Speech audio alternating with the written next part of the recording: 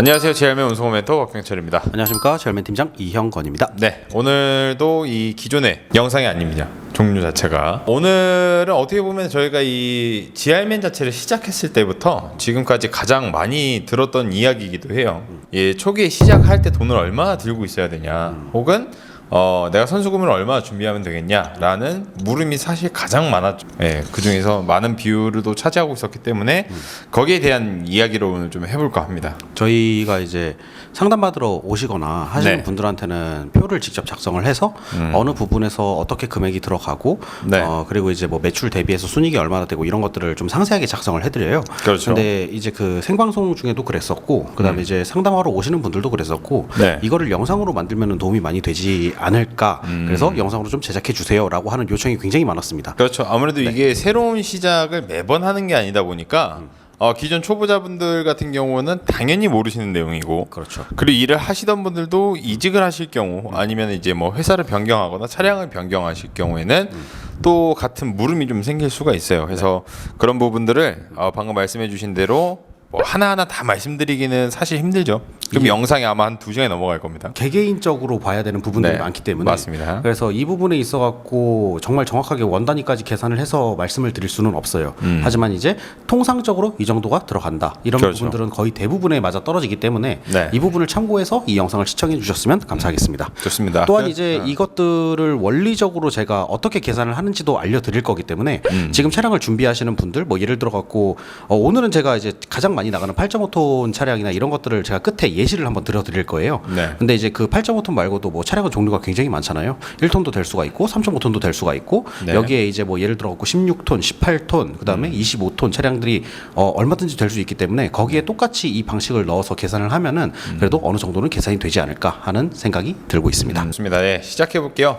가장 첫 번째 분류로 보게 되면 아무래도 차량이겠죠. 네, 차량이 일단은 가장 밑바탕이 되니까. 차량을 준비할 때 이제 신차를 준비할 것인지, 그 다음에 이제 중고차를 준비할 것인지, 사실 이 부분에 있어서는 견적서나 이런 부분들에도 많이 들어가기 때문에 깊게 뭐 내용에 대해서 다룰 것들은 없어요. 왜냐하면은 거의 차량에 대한 부분들은 전부 다 이제 캐피탈 쪽으로 진행을 많이 하시기도 하고, 네. 그리고 이제 현찰 진행하시는 분들은 오히려 현찰이 있으면 좋긴 하겠지만 이 차량 말고도 나머지 금액들. 네. 근데 이제 이 차량에서 봐야 될 것은 부가세입니다. 그래서 부가세를 언제 환급을 받아야 되는지, 차 준비할 때 일단 크게 두 가지 종류로 볼 수가 있습니다. 네. 첫 번째는 이제 신차를 볼 수가 있고, 그 다음에 이제 두 번째로는 중고차를 볼 수가 있는데, 이 신차인 경우에는 편의점에 가서 과자를 사듯이 여기에 이제 부가세나 이런 것들이 당연히 정식적으로 붙어 있습니다. 네. 그러면은 이 부가세 같은 경우에는 이제 얼마든지 돌려받을 수가 있는데, 이 부가세 받는 조건도 번호판이 노란색 번호판에 한정해서만 부가세를 돌려받을 수가 있고, 여기에 노란색 번호판이 아니더라도 사업자가 있는 경우에는 받을 수가 있는 경우가 있어요. 네. 이것도 개개인적으로 좀 봐야 되는 부분이기 때문에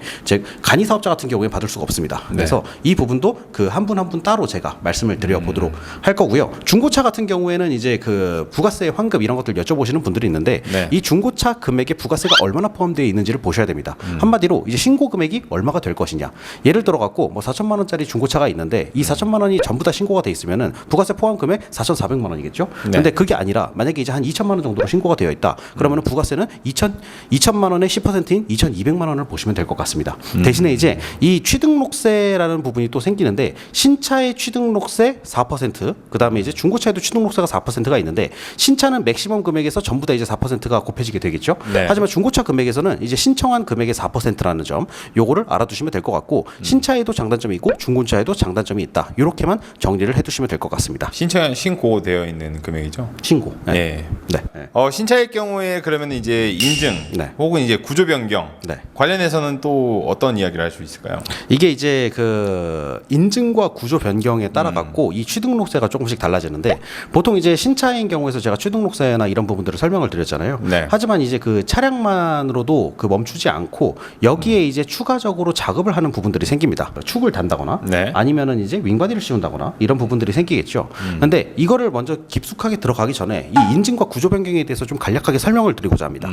인증 같은 경우에는 일단은 차량 등록증상에 찍히는 이름, 이걸 네. 정한다 보시면 될 것 같습니다. 뭐 예를 들어 갖고 어디 뭐 8.5톤 카고 어디 뭐 8.5톤 윙바디 뭐 네. 이런 식으로 이제 나와 있을 겁니다.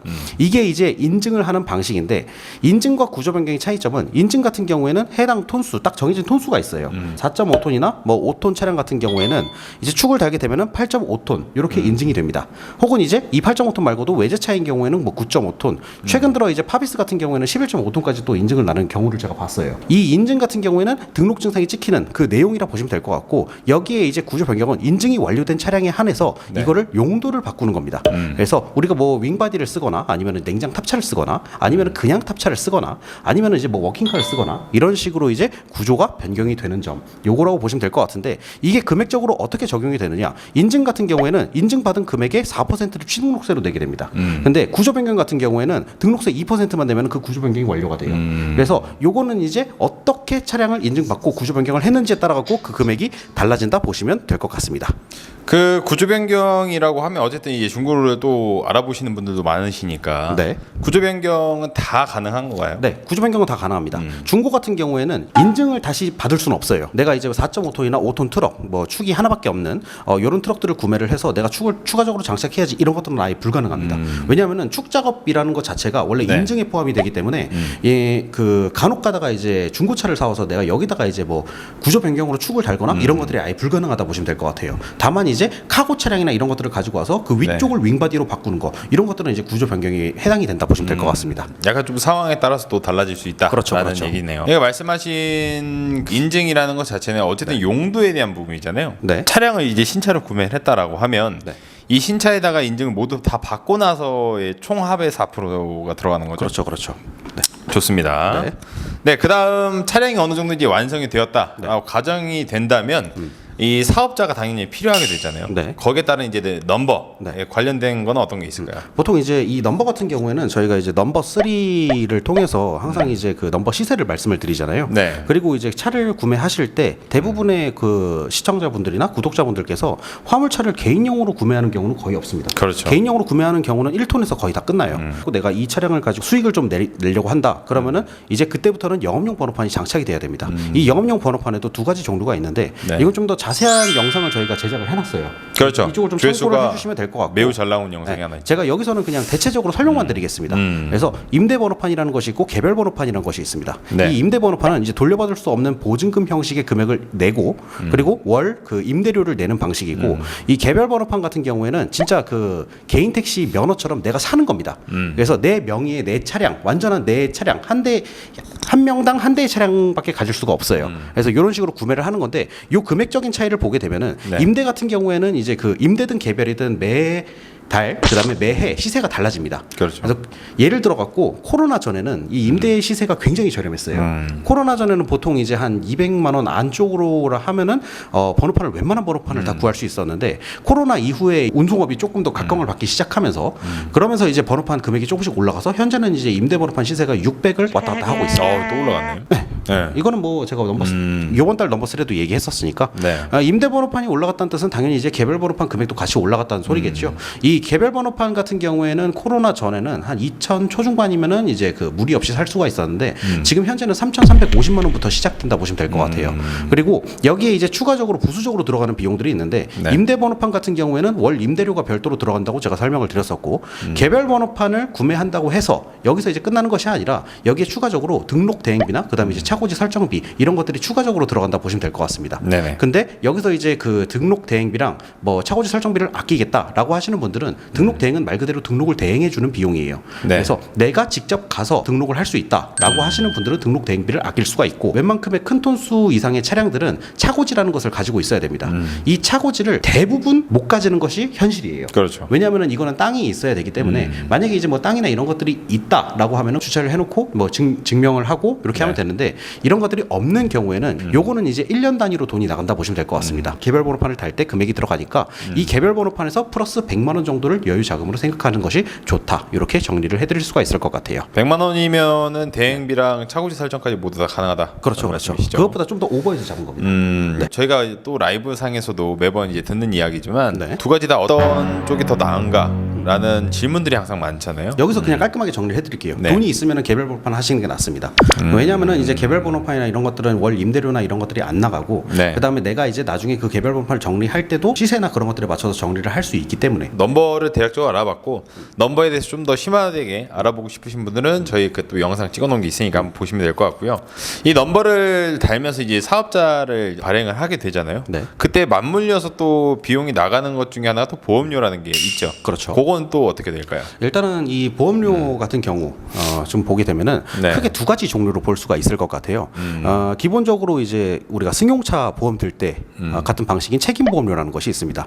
이거는 이제 사고가 났을 때 뭐 대인에게 뭐 물어줘야 될 내용들이나 아니면은 이제 대물적으로 물어줘야 될 내용들 이런 것들을 이제 뭉쳐갖고 책임 보험료라고 하고 화물차에는 보험료가 한 가지 더 들어갑니다. 바로 내 뒤에 있는 짐들을 보호하기 위한 적재물 보험이라는 것인데 그렇죠. 이 두 가지를 합쳐서 이제 화물차의 보험료가 책정이 된다라고 네. 보시면 될 것 같아요. 근데 이 책임 보험료 같은 경우에는 당연히 이제 뭐 대인 같은 경우에는 무한대로 보장이 되는 것이고 그다음에 대물 같은 경우에는 우리가 승용차 보험할 때처럼 뭐 10억 한도 이렇게 이제 설정이 되어 있고 이 적재물 보험이 조금 차이가 납니다. 적재물 보험 같은 경우에는 내가 뒤에 싣는 짐이 뭐 네. 비싸지 않는 짐이다라고 하면은 굳이 적재물 보험을 비싼 걸 들 필요가 없어요. 왜냐하면은 이 적재물 보험이 비싸면 비쌀수록 당연하게도 보험료가 올라갑니다. 그렇죠. 이 보험료까지 다 통틀어 갖고 평균적으로 쓴다고 가정을 했을 때 임대 보험료 같은 경우에는 1년에 대략적으로 8.5톤 기준 360만 원 정도가 나옵니다. 개별 보험 같은 경우에는 네. 조금 더 비싸다 보시면 될 것 같아요. 다만 이제 이 개별 보험에 있어서는 운전자의 경력이나 그다음에 이제 뭐 얼마나 운전을 했고 무사고 기간이 얼마인지 이런 것들에 따라 갖고 천차만별로 달라진다 보시면 될 것 같기 때문에 네. 제가 이 영상을 통해서 이 정확히 얼마다라고 정리를 해드릴 수는 없지만 대략적으로 한 450에서 500만 원 사이 이 정도 된다라고 정리를 해주시면 될 것 같습니다. 꽤 많이 들어가네요. 네. 이 보험 관련돼서 얘기를 하다 보면은 네. 처음 시작하신 분들이 가장 많이 여쭤보시는 게 이 자차 관련된 것도 있잖아요. 자차. 네. 자차에 대해서는 또 어떻게 또 할 말이 있을까요? 화물차 같은 경우에는 이제 자차 보험이 거의 없다 보시면 될 것 같아요. 왜냐하면 네. 이제 기본적으로 억대 그 금액을 넘어가는 차량이기 때문에 이거를 자차 보험을 별도로 들기 위해서는 그만큼의 돈이 더 많이 들어갈 수밖에 없겠죠. 화물차가 운송용 차량이라고 하지만 내가 돈을 벌기 위한 수단이라고 하지만 이 화물차 기본 자체 거의 1억을 넘어가기 때문에 웬만한 승용차 그 자차 보험이랑 거의 비슷하다 보시면 될 것 같습니다. 꽤 비싸죠. 그래서 뭐 정말 차를 아끼시는 분들이라면 많이 드시겠지만 네. 처음 시작하시는 분들은 굳이 안 들어가기도 하죠. 그렇죠. 네, 맞습니다. 이후에는 뭐 세금적인 부분에 대해서 이야기를 해야 될까요? 세금적인 부분에 대해서 이야기하기보다는 지금은 이제 제가 한번 예시를 들어보는 것이 나을 것 같아요. 좋습니다. 왜냐하면은 이제 지금까지 얘기했던 내용들이 좀 정리가 될 필요성이 있고 목록들이 어떻게 적용이 되는지 요거를 예시를 통해서 한번 알아보는 시간을 가져볼 건데 네. 제가 일단 두 가지 모델을 준비를 해왔습니다. 첫 번째로 그 저희가 지금 견적서를 많이 내고 있는 차량 중에 하나인 타타데오 맥센 요 차량을 기점으로 하고 그 다음에 이제 두 번째로 스카니아. 왜냐하면은 스카니아 같은 경우에는 차를 운전하시는 분들이 한 번쯤은 스카니아 차량을 저한테 이제 물어보곤 하고요. 그렇죠. 네, 그래서 요 스카니아 모델이랑 타타데오 모델이랑 얼마나 차이가 나고 어떻게 되는지 뭐 조건은 어떻게 되는지 이런 것들을 제가 임의적으로 설정을 한 다음에 네. 초기 투자 비용에 대해서 간략하게 말씀을 드려보도록 하겠습니다. 좋습니다. 자 일단은 그 타타데오 맥센 극초정식 플러스 그 고화중 9.1 모델이 있습니다. 요게 이제 그 4.5톤 중에서는 뒷바퀴 수가 가장 큰 모델이라 보시면 될 것 같아요. 네. 물론 이제 국산 차량 한정에서 일단 기본 차량 가격이 1억 1,200만 원입니다. 네. 하지만 이제 이 차량을 고지고대로 가져다가 쓰시는 분들은 없어요. 왜냐하면은 여기다가 이제 그렇지. 축을 장착을 해야 되고 그다음에 옵션을 좀 다셔야 되고 그다음에 이제 특장을 작업하셔야 되고 이런 것들이 그런 있는데 업체가 있죠. 무슨 뜻이죠? 그렇게 그런 식으로 해서 하는 업체가 있어요. 이건 나중에 저희가 뭐 녹취록을 또 써보도록 하겠습니다. 네, 많죠 그런 업체들. 네. 어쨌든 이제 그 1억 1,200만 원 요걸로 끝나는 것이 아니라 여기에 이제 뭐 옵션 500만 원 받고 그다음에 이제 할인을 한 200 정도 받으시고 네. 여기에 이제 뭐 축 가격 한 1,600만 원 정도를 받으시고 특장 같은 경우 뭐 2,750만 원을 작업을 했다라고 네. 하면은 이게 총 금액이 1억 5,850만 원입니다. 그러면은 제가 아까 말씀드렸다시피 인증에서 취등록세 4% 그다음에 구조 변경에서 등록세 2%라고 제가 말씀을 드렸어요. 네. 그러면은 1억 5,850만 원의 4%가 되는 것이 아니라 차량 가격과 옵션 가격, 그다음에 이제 축 가격 여기에서 합친 금액의 4%가 나간다 보시면 될 것 같고요. 네. 금액이 어느 정도 나올 것이고 그리고 이제 구조 변경 같은 경우에는 특장 금액의 2%라 보시면 될 것 같습니다. 그러면은 특장 금액의 2%를 계산하게 되면 지금 아마 옆에 사진이 좀 나가고 있겠죠. 579만 원의 취등록세가 발생이 됩니다.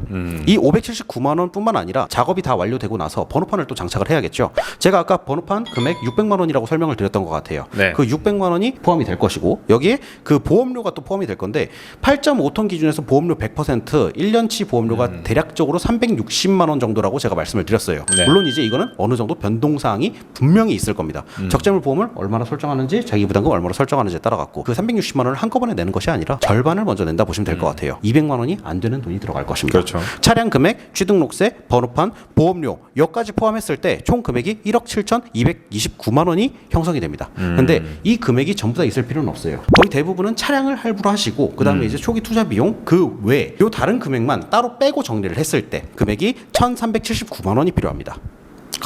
네. 이렇게 했을 때 차가 예쁘게 완성이 된다라고 보시면 될 것 같습니다. 1300 전 같으면은 아무래도 이 대출 자체가 기준이 좀 널널했을 때는 이런 부분들까지 대출이 됐었는데 지금은 조금 더 그렇지 않다 보니까 초기 투자 비용이 아무래도 필요하죠. 지금은 업대출이 안 되나요? 되긴 합니다. 어떤 방법이냐? 대신에 이제 이 업대출이라는 것은 규정이 맞지 않는 것이기 때문에 네. 이거는 제가 뭐 돈이 만약에 초기 투자 비용이 필요하신 고객분들이나 1대1로 상담을 하면서 말씀드려야 될 부분이고 이 영상에서 다룰 수 있는 부분은 아닙니다. 아니 근데 이제 대략적인 이제 타 회사에서 하는 방법 정도는 말을 해줘야 왜냐면 보통 이제 타 회사에서 하는 방법은 특장 금액, 쭉 금액을 압도적으로 높여놔요. 그래서 지금 제가 말씀드렸던 금액 1억 7,229만 원 이거면은 취등록세, 번호판, 보험료 다 들어갈 수 있다고 했는데 네. 차량 금액만 1억 7,200을 내놓는 회사들이 몇몇 회사들이 있습니다. 아주 개새끼들이죠. 많죠. 네. 네. 이런 그런 것도 식으로 있습니다. 해서 네. 전체가 다 할부가 될 것처럼 하지만 실상 비교해 보면 선수금을 내는 게 훨씬 더 낫다라는 거지. 선수금이 아니라 이제 들어가야 되는 비용들은 다 내는 게. 그렇죠. 왜냐면 월에 갚아야 되는 금액이랑 총 금액이 너무나도 다릅니다. 그렇죠. 좋습니다. 그리고 이제 여기서 또 스카니아에 제가 예시를 하나 들어왔는데 요즘에 스카니아 P360이 정말 관심이 많은 것 같아요. 그죠. 그래서 구매하는 사람은 없는데 관심이 1위야. 예약은 되어 있어요. 네. 네, 예약은 되어 있는데 좋습니다. 근데 차가 좀 안 나오죠. 네, 좋은 차는 맞죠. 달라요. 맞아요. 네. 네. 어찌됐든 이 스카니아 P360 모델에 대해서 제가 대략적으로 또 예시를 한 번 더 드려보도록 할게요. 네. 일단은 P360 모델 차량 가격이 2억 130만 원입니다. 아무것도 안 달고 그냥 차량 가격이 2억 130만 원이에요. 그 DC가 이제 좀 높게 들어가 있죠. DC가 한 3,030만 원 정도 들어가 있고 네. 여기에 이제 마찬가지로 특장 금액은 똑같이 적용을 해놨습니다. 그래서 2,500에 부가세 별도해서 2,750만 원인데 요게 다 합치면은 1억 9,850만 원이 됩니다. 스카니아 차량 같은 경우에는 이제 네. 축이 달려서 나오는 모델이에요. 그래서 위에 그냥 아무것도 없이 샤시 모델로 나오는데 여기에 윙바디를 씌운다. 그러면 이건 구조 변경이 아니라 이 윙바디를 통째로 인증을 한다라고 보시면 될 것 같아요. 그러면은 스카니아를 뽑으신 R450이나 혹은 이제 P360을 뽑으신 고객분들 같은 경우에는 네. 등록 증상에 뭐 어디 특장 몇 톤 윙바디라고 적혀 있을 겁니다. 이 완벽하게 윙바디로 인증이 된 경우에는 윙바디 통틀어서 취등록세 4%를 내야 된다. 이렇게 보시면 될 것 같습니다. 상당히 좀 심화되는 부분이네요. 요 얘기를 계속 하자면은 1억 9,850만 원 중에서 이 통째로 이제 인증을 했기 때문에 취등록세 네. 4%가 동시에 들어갑니다. 그러면은 금액이 794만 원이라는 금액이 나옵니다.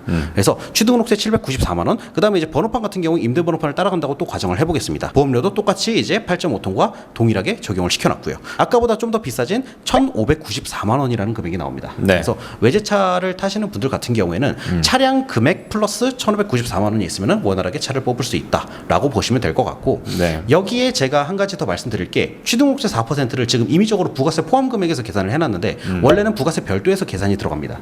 그래서 금액이 좀 더 낮아진다라고 보시면 될 것 같은데 아무래도 여유 자금이 있으면 좀 더 괜찮을 것 같아서 제가 이렇게 부가세 포함한 금액에서 다 계산을 해드렸어요. 그래서 그 국내산 차량들 같은 경우에는 통상적으로 한 1,350만 원 정도가 들어간다고 보시면 될 것 같고 외제차인 경우에는 이것보다 200에서 300만 원 정도 비싼 금액이 들어간다. 이렇게 정리를 해드릴 수가 있겠습니다. 보통 이제 아무래도 넘버 자체도 네. 좀 특수한 넘버나 이런 경우에는 또 금액이 왔다 갔다 할 수 있고 네. 상황에 따라서 다른 건데 오늘 말씀드렸던 건 좀 표준, 그렇죠. 일반적인 경우에 네. 들어간다라고 보면 될 것 같고요. 네. 제가 이 얘기를 하다 보니까 생각이 난 게 그럼 아까와 같이 한 번에 다 인증을 받는 방법이 있다면 국산도 그렇게 하면 되지 않느냐라는 또 물음도 생길 수도 있을 것 같아요. 자, 인증이라고 하는 제도를 다시 한번 설명을 드리자면은 인증이라고 하는 것은 차량 등록 증상에 처음 찍히는 이름이라고 제가 설명을 드렸잖아요. 그렇죠. 차명에 나와 있죠, 네. 제일 위에. 그렇기 때문에 이거는 이제 더 이상 구조 변경이 불가능하다고 보시면 될 것 같아요. 만약에 내가 뭐 무슨 카고 차량으로 인증이 되어 있다라고 네. 하면은 윙바디로 구조 변경이 가능합니다. 근데 윙바디로 인증이 찍혀 있다. 네. 그러면은 이 윙바디를 떼어내고 다른 걸로 부착을 할 수가 없어요. 이런 게 인증이라고 보시면 될 것 같아요. 그렇다면은 네. 4.5톤 카고예요. 네. 요거를 등록 자체만 4.5톤으로 돼 있는 거야. 축은 네. 달려 있는 상태에서 네. 그 상태에서 이제 윙으로 구조 변경을 할 때 이 네. 인증 톤수도 변경이 될 수 있나요? 안 됩니다. 그렇죠. 절대 안 됩니다. 예, 그거까지 네. 말씀을 드리면 그래도 좀 어려우실 수 있을 것 같아요. 그래서 이 개념이 조금 힘들거나 어려우신 네. 분들은 언제든지 연락을 주시면은 제가 한 번 더 설명을 드려보도록 하겠습니다. 끝인가요? 여기에 이제 추가적으로 천 초반대, 중반대 이 금액이 들어가는데 보통 여기서 끝나지는 않고요. 네. 여기에 이제 그 일을 처음 시작한다라고 가정을 했을 때 내가 언제 또 처음 급여를 받을 수 있는지 이런 것들도 좀 알아보셔야 돼요. 그렇죠. 왜냐하면은 지금 5월 달이죠. 5월 1일부터 31일까지 그 뭐 근무를 하신 분이 있다. 그러면은 보통 뭐 급여 받는 체계는 다 다르지만 통상적으로 마감 후 20일에서 한 30일 정도가 걸린다 보시면 될 것 같아요. 단적인 얘기로 내가 5월 1일부터 근무를 시작했는데 그때부터 5월 31일까지 일한 급여는 6월 말에 받을 수가 있는 겁니다.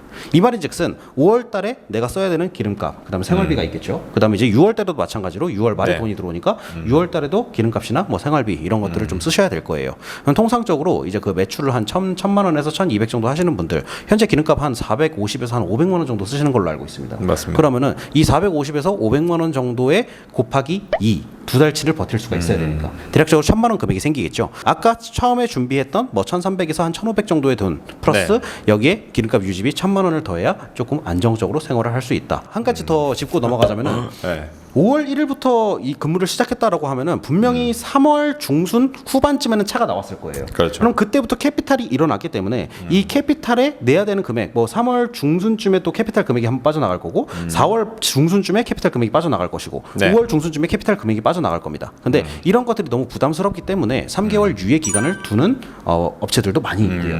그러니까 1,300에서 1,500만 원대의 금액에다가 또 유지비가 추가적으로 들어간다라고 말씀을 하셨는데 그건 사실이긴 하나 만약에 그렇게 되면 네. 금액을 거의 한 3,000만 원 육박하는 금액을 항상 들고 있어야 되는가라고 또 생각하실 수가 있는데 할부나 이게 보통 캐피탈을 많이 쓰실 거니까 할부나 이제 기름, 유류비 요거 웬만해서 신용카드 많이 쓰실 거거든요. 이런 것들은 결제일을 설정을 잘 해놓으면 보통 한 달 정도는 금액을 또 납부를 안 하고 그대로 건너뛰게 되어 있으니까 이런 것들은 또 전문가를 통해서 이야기를 해보시는 게 가장 좋습니다. 그래서 아까 맨 처음에 말씀드렸던 1,300에서 1,500 정도가 사실 현실적으로 가장 처음에 들고 있어야 되는 금액 정도가 될 것이고요. 나머지는 설정에 따라서 이후에 지불을 해도 되는 거니까. 그리고 제가 한 가지 덧붙여서 말씀드리자면은 지금 제가 돌려받을 수 있는 금액에 대해서는 얘기를 안 드렸습니다. 아, 그렇죠. 한마디로 이제 그 부가세에 포함된 금액의 기준점에서 말씀드렸는데 이 부가세는 영업용 번호판을 달게 되시고 그 사업자를 이제 딱 내시는 순간부터 부가세 조기 환급이라는 걸 신청을 하실 수가 있어요. 네. 나라에서 이제 그 이 차량은 내가 돈을 벌기 위한 생계를 위한 수단이기 때문에 이 냈던 부가세를 환급해 주세요라고 신청하는 제도가 부가세 조기 환급 제도인데 네. 이 부가세 조기 환급을 신청하시게 되면 보통 신청일 플러스 45일 기준에서 그 부가세가 들어온다 보시면 될 것 같아요. 그러면은 아무래도 유지비나 이런 부분들이 있어갖고 상당히 많이 도움이 될 것입니다. 좋습니다. 어쨌든 뭐 이런 것들은 다 저희 컨설팅 중에 네. 이 시기별로 해서 말씀을 드리는 게 가장 정확하니까 네. 오늘은 대략적으로 이 정도가 들어가는구나라고 감을 잡으시면 좋을 것 같아요. 네, 오늘은 영상 여기서 마무리를 짓고요. 다음엔 또 최저가 트럭이나 아니면 또 이런 초보자분들이 시작할 때 좋은 팁이라고 해야 될까요? 뭐 이런 것들을 내용 또 들고 오도록 하겠습니다. 네. 지금까지 GR맨 운송원 멘터 박병철이었고요. 제알매 팀장 이형건이었습니다. 감사합니다.